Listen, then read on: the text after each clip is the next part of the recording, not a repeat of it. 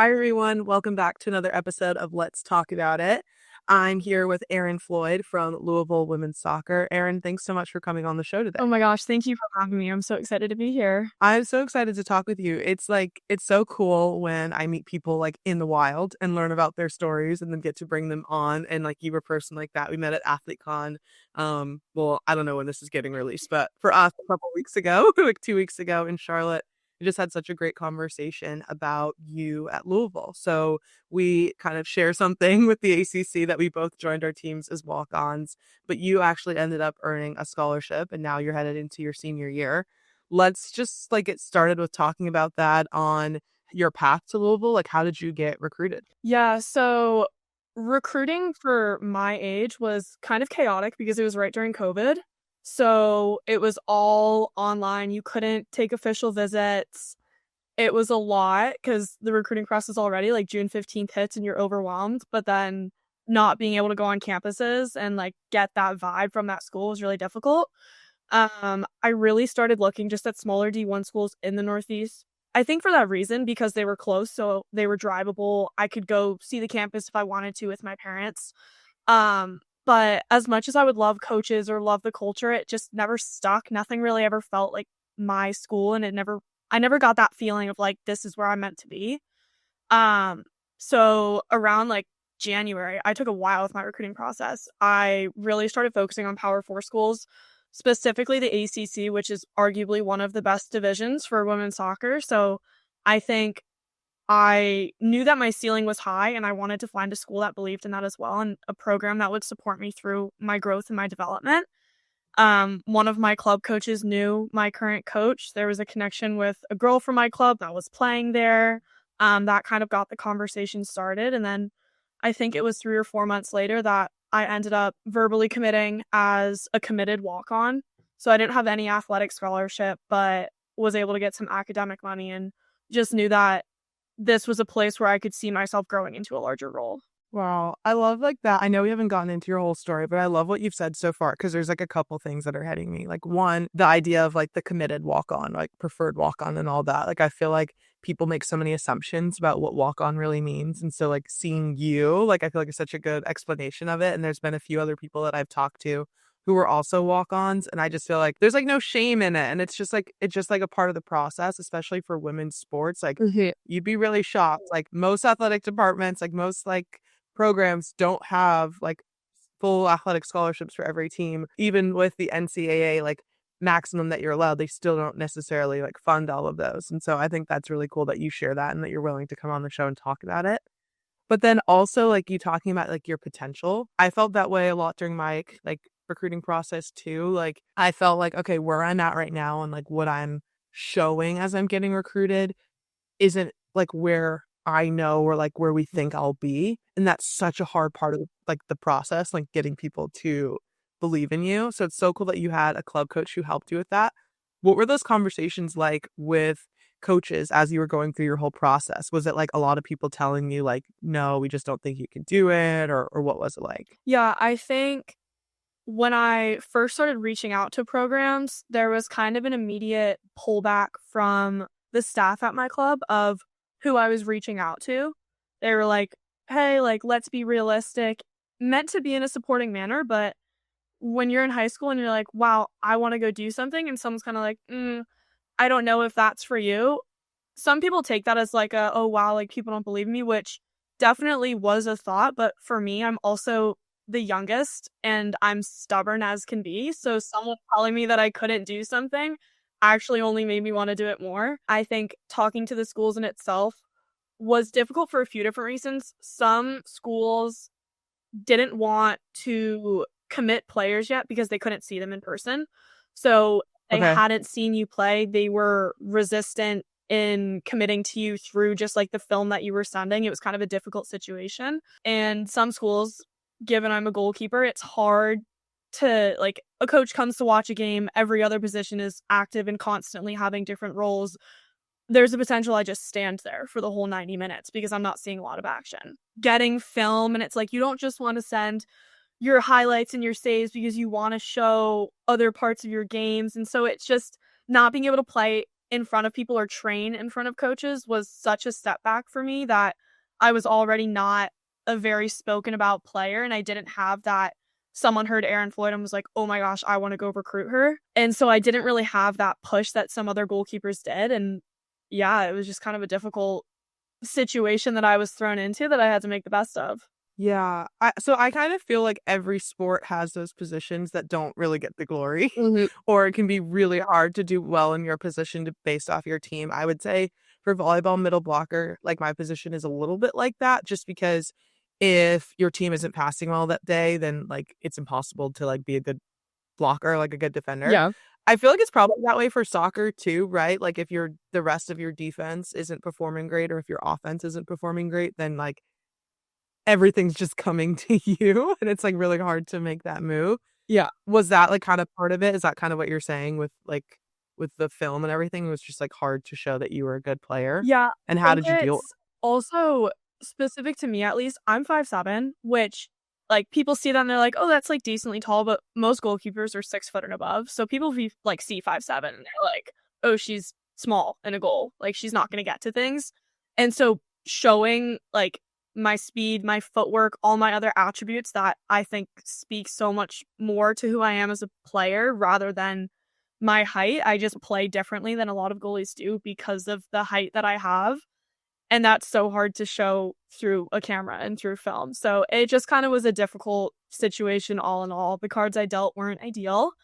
But we made it work. So Yeah, I love that you made that work. So I want to keep asking about this because I feel like this is like again a common theme for like walk-ons. Like for me, it's like you're a 6 foot middle blocker. We usually only recruit 6'2" yeah. or whatever it is. Did you like email a lot of schools and have a lot of phone calls and you just like it just wasn't like getting to the finish line, or was it like you were having a hard time like even getting the first call? Yeah, I think exactly that. That first call was kind of the difficult part. I think I got to a point in my recruiting process where I think I emailed every single Power 4 school. Like, I was just like, no, I felt like I wasn't getting the looks that at that time I thought I maybe deserved. And so it kind of just became a sit down at my computer, research this school. Do I think they'll fit? Great, email. And the hard part was the hearing back because it's you send your bulleted point or bulleted list of accolades, you send your film, you send your little synopsis of who you are, why you think that school fits with you, and you're so proud of that email and you hit send, and then it's crickets and you never hear back. Or you're talking to a school and everything's going great, and then it's just like you get ghosted and you don't hear anything, and it's their priority is finding a goalkeeper. So you see on Instagram a week later, like some other goal committed essentially, and you're like, oh, it adds up. So it was just like almost a competition between me and other goalies my age because there's not that many roster spots for our specific position. So it was just kind of a difficult trying to build those relationships in the first place and get on the phone with them. And then how can I prove that I am the person for you? What's different about me? What unique qualities do I have that the other girl that you're talking to doesn't? And how can I prove that through the phone?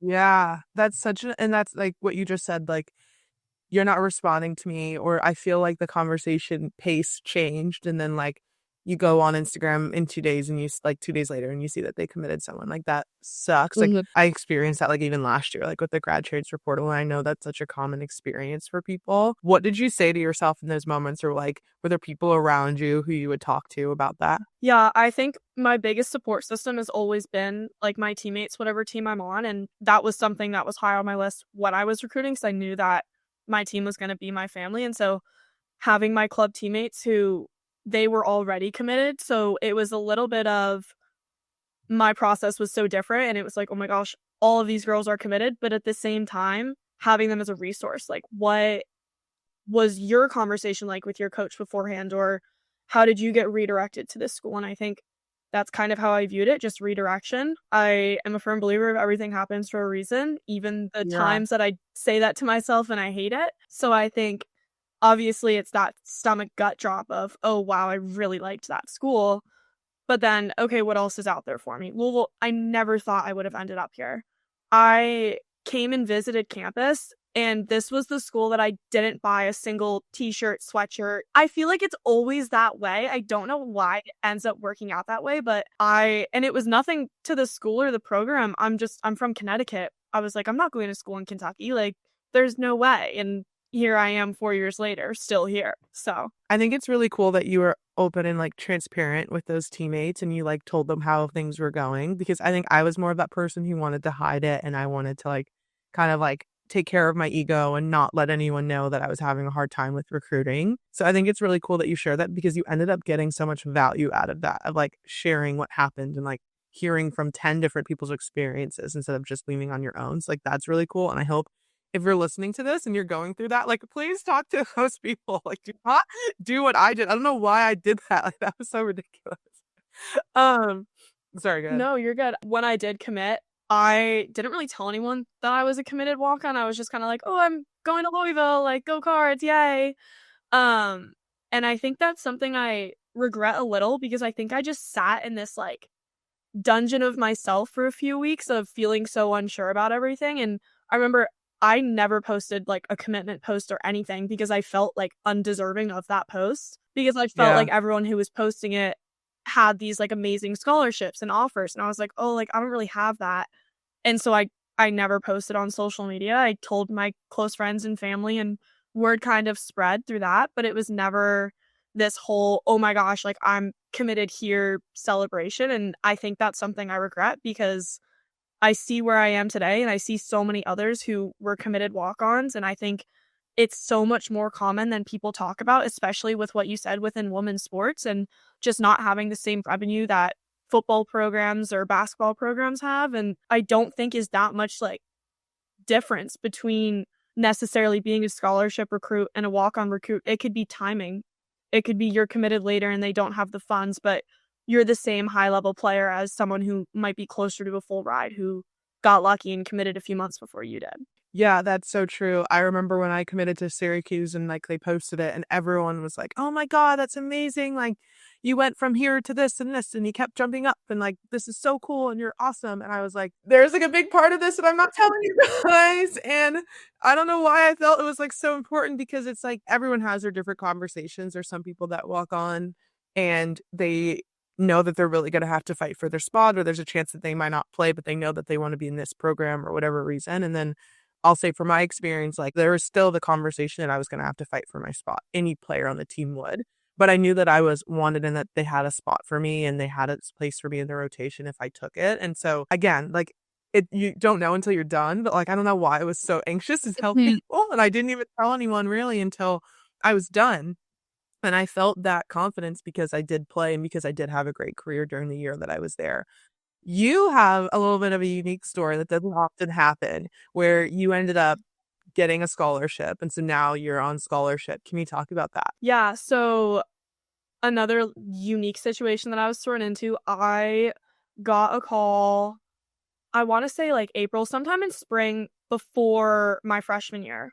And it was my coach essentially saying the girl that was supposed to start the following year got hurt and wouldn't be there.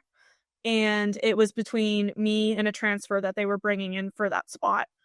And that was just such a mindset shift for me. Of course, even when I committed, I was like, I'm going to fight for that position. But essentially being told, hey, there's a spot open for you. And if you fight for it, like you could come in and start as a freshman, which is almost unheard of for my position. You want a goalie with experience. You want someone who's confident on the field. And bringing in a true freshman to do that is rare. And I think my eyes kind of like lit up at the idea, like I can not only go from a walk-on, but I can do something that even someone with a scholarship might not be able to do.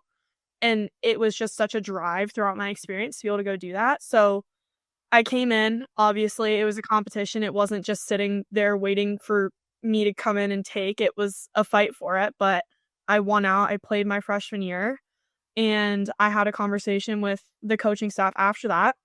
And it was essentially, here is a temporary scholarship.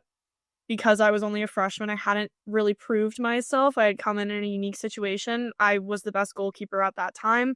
I played for them, but what do the next 3 years for me look like? So then it was like, I got a taste of that scholarship. I got a taste of the reward for all the work that I've put in. Came in my sophomore year, won the starting spot again, played my sophomore year. And then it was a different conversation with my coaching staff of, you've proved yourself to this team. You've shown your work ethic. You've shown the type of player that we are looking for, essentially. And then it was, here's a scholarship for the rest of your time at Louisville.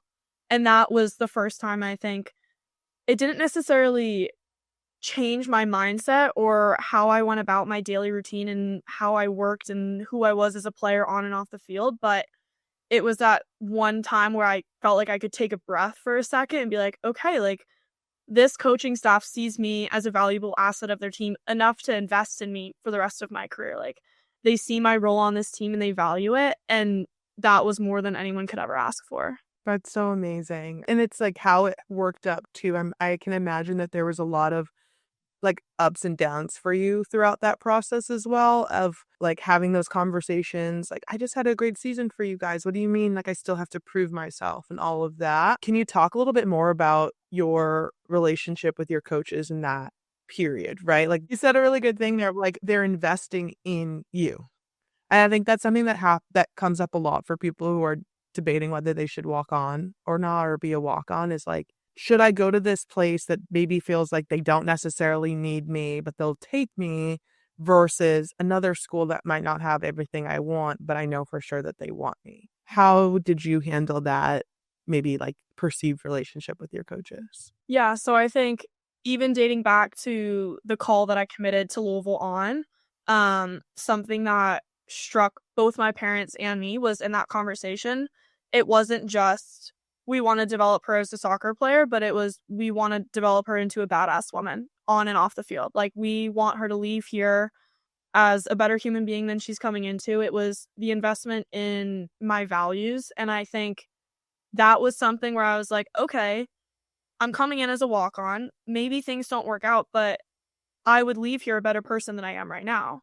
And that was a huge draw to me. Then the goalie coach that recruited me actually left. So I came in to play under a different coach. That's so great. That's terrifying. That's the worst call you can get as an incoming freshman, is like the coach that recruited you is leaving. My head coach called me and I didn't know what to do because she was like, we're still hiring somebody else. Like, I can't officially tell you who it is. And I was like, okay. Like, what do you say? What do? You have no control over the situation. You just pray and you hope for the best. It ends up the guy that they hired, Nick Sturrett, is still to this day one of the most amazing human beings that I have ever interacted with in my life. He no longer coaches for us, but I still meet with him. I talk to him all the time. He, I think, was the first coach to really address the mental side of soccer and of the game with me, which I didn't realize at the time, but I think that was really what I was lacking in my game. And that is what jump-started kind of my career to where I am today.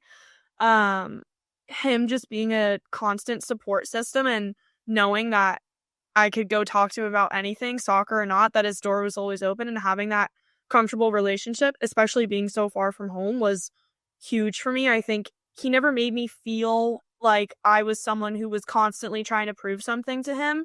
It was more of like, hey, you made great strides today. And it was focusing on the smaller tasks. And then 3 months into it, look back and be like, hey, like you were here and now you're all the way over here.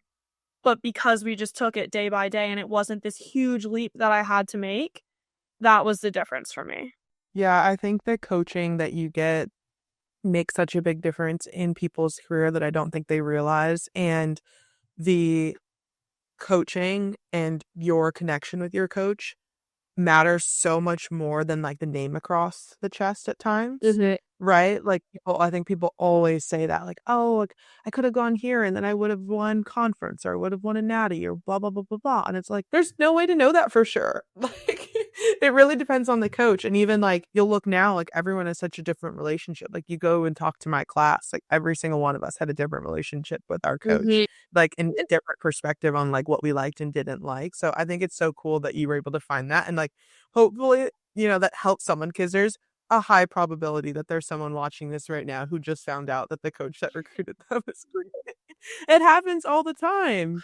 It does, especially I think just with soccer and SEC versus ACC. ACC might be a bigger spotlight for women's soccer, but realistically, SEC has more money because of football and the money that their football teams bring in. So it's that competition of course, SEC is fighting to be, dare I say, on the same level as the ACC. So it's like that pull of who gets what coaches and the transitions between staffs and players. And it can be messy at times. So you just kind of have to look at it and decide, or am I going to stick this out? What does it look like if I do? And just weigh the pros and cons. Yeah, I love that you're talking about that. So I want to transition that a little bit. So now we're kind of giving some advice or like just talking about that, like the realness of it, right? Like if someone is presented with an opportunity to be a walk-on, obviously the first thing they're thinking about is money. Mhm. Like just Mhm. realistic things. Like I think both of us were in a privileged enough position, whether it's through other scholarships or family situation, whatever, that we could go to school without an athletic scholarship. Like I think that's like what I always tell people. Like when people are like, oh, should I do it? And I'm like, can you live life without an athletic scholarship? That's super important. You have to know if you can do that or not. What were some of those like sacrifices or conversations that you had with your family to decide to go to Louisville instead of maybe a lower conference, but getting money? Yeah, I think to start the conversation with my parents was me betting on myself a little bit more than I had in the past. I had a rough go with youth coaches and club coaches and who had faith in me, and did I have confidence that day because did my coach have confidence in me? And I never really felt like I could truly draw that confidence from myself. And I think going to college and being able to sit there and be like, I want to bet on myself in this situation. The transfer portal was kind of just starting to become more normalized in a sense. So in the back of my head, it was, why not take this risk and why not join this program and see where it takes me and go from there. I was lucky enough because Louisville is primarily Kentucky students. They had a regional scholarship for people from my area, from the Northeast, that I was able to obtain. I also was granted a scholarship for my freshman year from the Connecticut youth program that I had played in growing up. So that was another huge contributor because it was, here's an opportunity to not have to pay as much your freshman year. Take that, and can you earn a scholarship to then keep that I don't even know how to say it, like status essentially. And I think that was kind of the first conversation. Then it was put the money aside. I'm going so far from home conversation. And I think the biggest sacrifice I have to make is just the lack of time at home, specifically seeing my friends. I'm the youngest. My parents moved away when I came to school. So when I have those slim opportunities to go home, do I go see my family or do I go see my friends? Because one's in Virginia and one's in Connecticut, and I have one vacation essentially a year, and it's Christmas break. So unfortunately, it just comes down to the factor of best case scenario, I see my hometown friends twice a year. Most cases, I see them once a year. And that's hard because they've been my support system and who I've relied on for 18 years of my life, essentially. So then it's, well, now where's my support system? And I was incredibly lucky that my recruiting class, most of us are still here. I think there's 8 of us from our original class of 11 that are still here going into our senior year. And they have been just such a blessing in so many ways. Being so far from home, being able to have my best friends on my team with me. I don't know if that's as common as I think it is. I think it's something that we came in and we all clicked and we were best friends. We were like, oh, wow, this is great. And then you see other programs and you're like, that might not be normal at all the schools. Like, we were really lucky. And so I made that sacrifice, but I think I was truly rewarded with it because of the group of girls that I'm playing with and just my team in general and the culture that we have. Yeah. Oh, I don't even have anything to say. I just think that's I don't have anything to add. Like that's just great. Like I'm so happy that that happened for you. And like I also am a true believer that like when you go after what you really want and specifically you commit to the steps it takes to get what you want, even if even if you don't reach the ultimate goal, you're going to reach somewhere really close or something that better that you didn't even know. And so I think that's a huge thing too. It's like obviously there's the black and white piece, like can I afford this, and like is this something that my family can do if I'm going to be a walk on? But then like what am I walking on for? Like it's a delayed gratification kind of thing in a way, I think, for a lot of people, where it's like not necessarily taking like the easy fruit, but ending up getting like such a better like overall thing, right? And that's not for everyone. Like sometimes I do think people walk on for the jersey and the number and like, you know, like the name on the chest. And then I think oftentimes those are the times where you realize like, oh, this isn't the place for me. Like I you know, you didn't do it, but it sounds like you really did like your work and like you really thought out like, okay, this is what I'm doing. After your freshman year, if it hadn't gone well, like did you kind of have in your head like a specific plan of what you might do, or do you think you would have just like kept going? I know it's hard to say because it didn't Yeah, I happen, mean, but was gonna start with that. It's so hard to say. I think the position I was in then compared to the position I'm in now has just changed so much that it's almost hard to put myself back in my freshman year self just because of who I've become as a human. I think if I was putting my current self back in that situation, I would have grinded it out. I think what I've come to realize at my time here is I love being the underdog. I think it's one of the best positions in sports to be. I think being a goalkeeper, you obviously have a lot of pressure on you and it's a pressure position, but being able to step into that as an underdog and to bet on yourself is just playing with a chip on your shoulder. I truly don't think there's a better position to play in. Like, something I've realized is if I go into a game with a chip on my shoulder, like, I feel sorry for the other team. Because if I put my heels in and I'm stubborn, like, nothing's getting by me that game, or I'm gonna have a great game. It's just who I am, and I think if I would have gone to a school that I would have been comfortable in and stayed in that comfortable zone, I would not nearly be the player that I am today, and those periods of growth are some of the most down in the dumps moments you're probably going to have in your life, and you're going to feel like you're not getting better, and it's going to feel like, oh my gosh, this is ever going to end. And then a few months later you're going to look back and be like, wow, I got really good. How did that happen? And it's something all college athletes go through, and it's just kind of a weird experience of how did I get better? I swear I was getting worse every practice. How did this happen? Um, but being able to just stick that out and continue to prove people wrong is one of the best feelings personally for me that I could have. as you say that, I have so many like moments of my career like flashing through my head, like a little, like a quick thing like in the movies. But like, yeah, I love that, and I think I always say like proving them wrong and proving me right. Mhm.